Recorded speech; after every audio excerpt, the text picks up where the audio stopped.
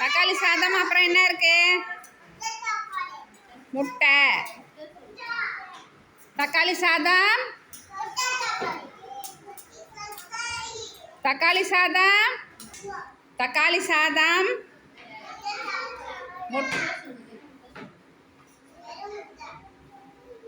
முட்டை. தக்காளி சாதம், முட்டை.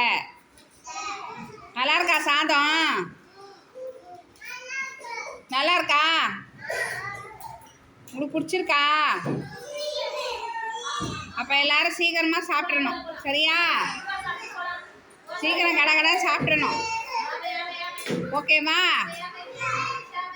ஓகே. தியரா என்ன பண்ணுற?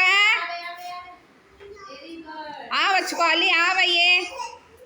ஆவை ஆவை. Very good. ஆவை.